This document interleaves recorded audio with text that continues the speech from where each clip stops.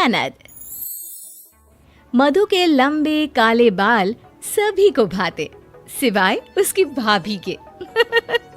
क्यों? देखिए। ये क्या है मधु दीदी, दिन भर बालों में ही लगी रहती हैं। कभी किचन में हाथ बटा दिया करो ना। अरे भाई, शादी नहीं हो रही, इसका मतलब ये तो नहीं है ना कि बच्ची ही बनी रहोगी। भाभी, 2 रोटी बनाने के लिए भी आपको मदद करने वाला चाहिए। कहीं गांव में शादी होती ना तो पता चलता, जब पूरी पंचायत का खाना बनाना पड़ता, वो भी चूल्हे में। वाह वाह, जुबान तो देखो। अरे मेरी शादी गांव में क्यों होगी? मैं कौन सी गंवार हूँ? सुंदर थी तो शादी हो गई। यहाँ तो बड़ी बड़ी उम्र की होकर भी घर में बैठी हैं। बस सारा दिन बाल धोना, सुखाना, काटना, और कोई काम तो है नहीं। ननद रोने लगती है। माँ, देखिए ना, भाभी ताने दे रही है मुझे। क्या बोल रही हो मेरी राजकुमारी को? बोलो, फिर से बोलो। मैंने तो सिर्फ काम में हाथ बटाने को कहा है, और कुछ नहीं। अरे क्यों झूठ बोल रही हो? माँ ये बोल रही थी कि मैं बड़ी होकर भी घर पर बैठी हूँ, कोई काम नहीं करती और फ्री का खा रही हूँ। अरे तू जा बेटी, तेरे लिए मैं नया शैम्पू लेकर आई हूँ ना, उससे बाल धोकर सुखा ले। इससे तो मैं निपटती हूँ। बेटी चली जाती है और फिर सास का गुस्सा फूट पड़ता है बहू पर। क्यों री, तेरे पिता ने पैसे भेजे हैं मेरी बेटी के खाने के? उसका घर है, जब तक मर्जी होगी खाएगी। और वैसे भी उसके बाल को देखकर शहर का सबसे अमीर लड़का उससे शादी करना चाहता है।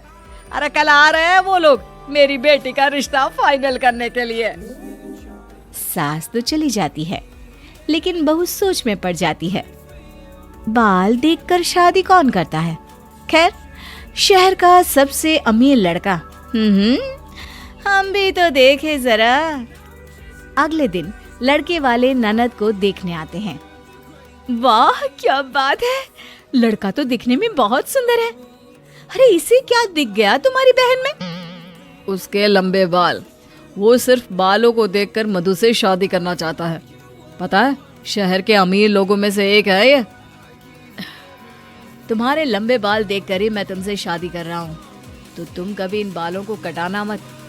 नहीं नहीं, मुझे मेरे बाल बहुत प्यारे हैं, मैं अपने बाल कभी नहीं काटूंगी।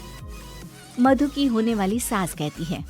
हाँ मधु, नहीं तो शादी कैंसिल समझना। हाँ।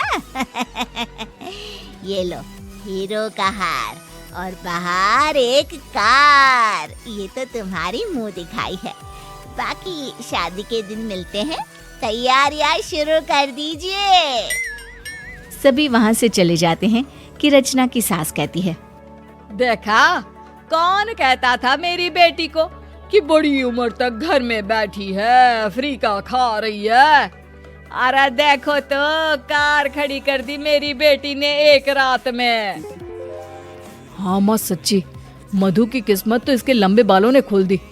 देखिए तो कैसे लहरा रहे हैं। मधु, तुम तो राज करोगी राज, फिर गरीब भाई को भूल ना जाना। मधु भाई के गले लग जाती है। अगले रोज मधु का होने वाला पति घर आता है। मधु, तुम्हारे बालों के लिए माँ ने ये रीठा और शिकाकाई भेजे हैं, और ये तेल की बोतल। अरे लेकिन मेरे बाल तो वैसे ही अच्छे हैं, मुझे क्या जरूरत है? अरे रख लो ना, क्या पता जरूरत पड़ जाए। बाल कट जाए तो लंबा करने के लिए तो जरूरत पड़ेगी ना। कैसी बात कर रही हैं भाभी? इसके बाल के कटने का मतलब सिर्फ एक ही है, वो है शादी का टूटना। ये लो मधु, 1 लाख रुपए। किसी अच्छे से पार्लर में जाकर हेयर ट्रीटमेंट, स्पा और कलर करवा लेना। लड़का वहां से चला जाता है और मधु की भाभी आंख खोलकर पैसों को देखती है। क्या बात है, 1 लाख रुपए सिर्फ बाल ठीक करने के? अरे इन लोगों के पास पैसे हैं या पैसों की खान। नजर मत लगाओ भाभी, वैसे भी तुम्हारी जुबान है ही इतनी मनहूस की क्या कहना। देखा कितनी अमीर होने वाली हूँ मैं। अरे पैसे की तो बारिश होगी, बारिश, और मैं उस बारिश में भीग जाऊंगी। घर का माहौल काफी खुश मिजाज था, लेकिन कोई था जिसे मधु की शादी से समस्या थी, और वो थी रचना, मधु की भाभी। पूरा खेल इसके बाल का ही है। मैं सुधा को फोन करती हूँ और उसी से पूछती हूँ। हाय सुधा, क्या हो रहा है? अरे होना क्या है, जल जल कर खाक हो रही हूँ। अच्छा हुआ मैंने फोन कर लिया, राख बन जाती तो किससे बात करती मैं। मजाक सूझ रहा है तुझे? एक वो मेरी ननद है, जब आती है ससुराल से ऐसे शो करती है जैसे हम नौकर और वो महारानी है। अरे इतना घमंड है पैसे का कि क्या कहूँ तुझे। क्यों, क्या हो गया? अरे कुछ नहीं यार, तू तो जानती है ना, मेरी ननद की शादी पैसे वाले घर में हुई है। बस फिर क्या, जब देखो तब ऐसे शो करती है जैसे हम तो कोई गए गुजरे लोग हो, ना दिखने लायक ना सुनने लायक।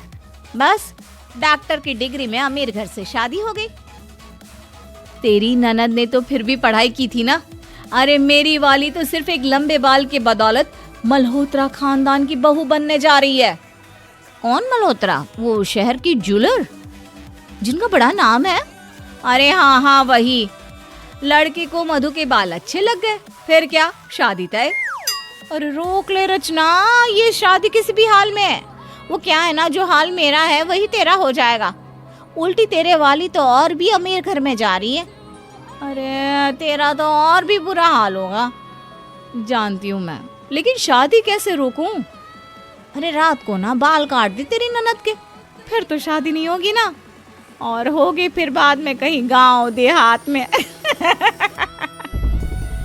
रचना को सुधा की बात जच जाती है और अगले रोज मधु की होने वाली सास आ जाती है।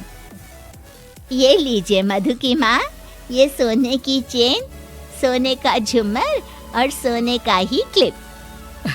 अरे मेरी बेटी इतने सारे गहने पहनेगी, इसके तो भाग्य खुल गए। नहीं नहीं, ये सिर्फ बाल में सजाने के लिए है।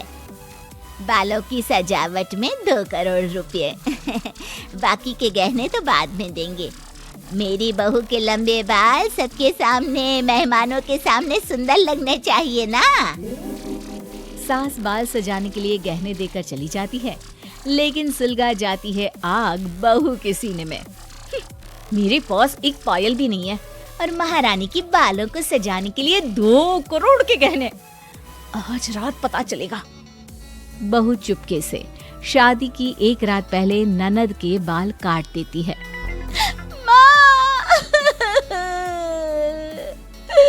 माँ मेरे बाल।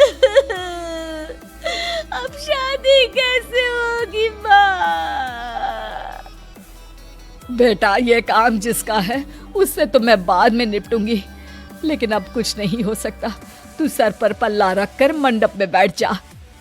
पर माँ, वो लोग तो करोड़ों के गहने देखेंगे ना मेरे लंबे बाल में। खैर, माँ के कहने पर मधु छोटे कटे बालों को छुपाकर मंडप पर बैठ जाती है कि तभी पुलिस वाले आ जाते हैं। हमें खबर लगी है कि यहाँ काला धन इस्तेमाल हो रहा है। लड़की के लंबे बाल में करोड़ों के गहने सजे हैं। दुल्हन को बोलो कि अभी पल्ला हटाकर बाल दिखाए। ससुराल वालों को सजा होगी, वो भी जीवन भर की। मधु सर से पल्ला हटाती है तो सामने होते हैं छोटे कटे हुए बाल, ना कोई गहना ना सोना। देखा देखा, कुछ नहीं है। आप लोगों को गलत फहमी हुई है। कुछ भी तो नहीं है यहाँ पर। पुलिस वहाँ से चली जाती है। आप भले शादी तोड़ दे, लेकिन न जाने किसने मेरी बेटी से जलन खाकर सोते वक्त उसके बाल काट दिए। हम लोगों ने आपसे छुपाया, हमें माफ कर दीजिए। अरे हमें तो आप लोगों का धन्यवाद करना चाहिए। अगर वो गहने बहू के सर पर दिख जाते तो मैं और मेरा बेटा पूरा जीवन जेल की चक्की पीस रहे होते। जो लड़की घर के अंदर कदम रखने से पहले ही इतनी शुभ है, उसके साथ हमारे बेटे का जीवन कितना खुशहाल होगा ये हम सोच भी नहीं सकते। शादी की रस्में पूरी करो महाराज। बस फिर क्या था, मधु की शादी अमीर घर में हो जाती है और भाभी वो तो सिर्फ हाथ मलती रह जाती है।